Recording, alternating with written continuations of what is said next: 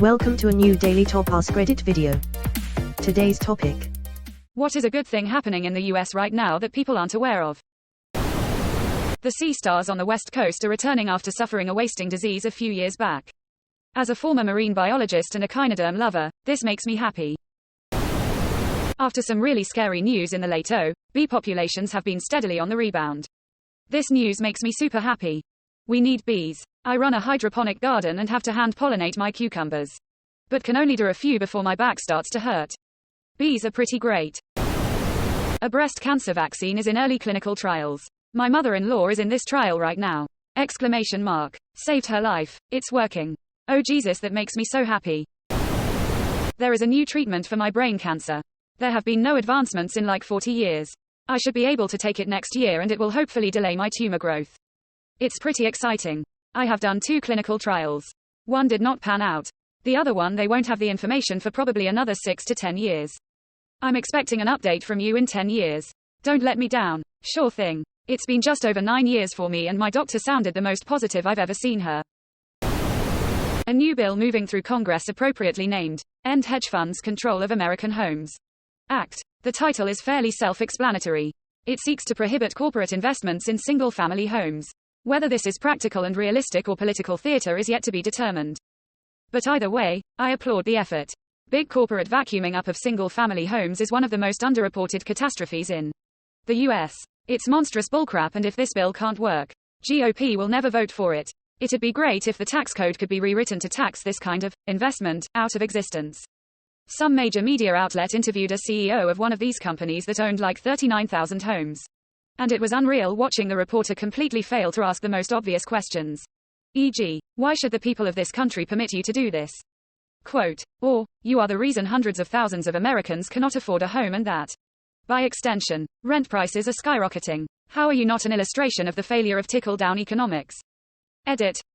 Thanks to all pointing out my tickle-down economics typo. Excellent stuff, so I'm leaving it in the post. Despite everyone stuck on their phones all day, outdoor recreation has been trending up, which means people are enjoying all the great nature the USA has to offer. It's a double-edged sword. The great outdoors really is great, but also loved to death that locals can't enjoy it. See, Utah National Parks.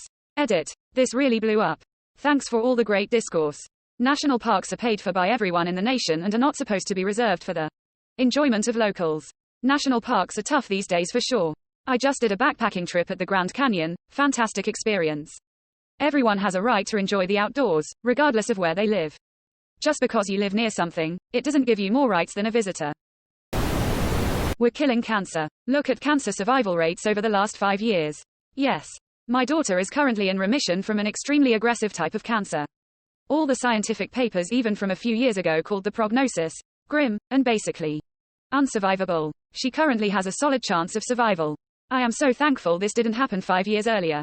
This sort of thing is why I had to lol privately at someone who recently commented that healthcare sucks now compared to 20 plus years ago.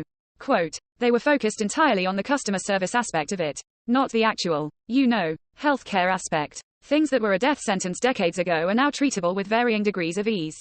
And that's fantastic. I just had an outpatient surgery that took 45 minutes and had a recovery that basically consisted of taking an antibiotic prescription and an antihistamine while avoiding strenuous exercise for a week. I could go to work same day if I wanted to.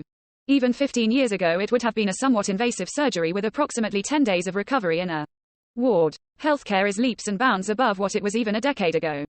It's astonishing. I'm sitting in the waiting room of a surgery center.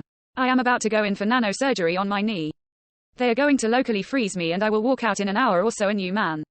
The doctor told me that only a few years ago this procedure would have required a general anesthetic in a hospital setting, which I couldn't risk because I have high blood pressure and a history of mini strokes. I am totally stoked. Tennis courts are coming back. Look at AIDS and HIV too. Exclamation mark. As someone who lost a best friend, only 34 years old, to uterine cancer in 2021, this makes me both overwhelmingly happy and sad. Also lost my best friend, in 2014. She made it 3 months. I was her daily caregiver. Stage 4 pancreatic. I can't wait for the day when I can tell her ashes that they've finally got a cure for it. This has been making news for the last few years but still fun to share. River otters are returning to their natural habitats. They were almost wiped out across the US and Canada because of pollution. Fur trading and development driving them out of their natural habitats. But thanks to efforts to clean up waterways and reintroduce the otters, they seem to be thriving and cropping up all over the country. In my city, Chicago, they were even spotted in the river last year and hadn't been seen there for decades. Edit. I find it utterly delightful that everyone is commenting with their otter sightings. Please continue. Beavers have also started to return to areas they haven't been seen in over a century. Smile. Recharge that groundwater, little dudes. Possibly my favorite fact I learned in Yellowstone was the reintroduction of wolves to the park led to the return of beavers.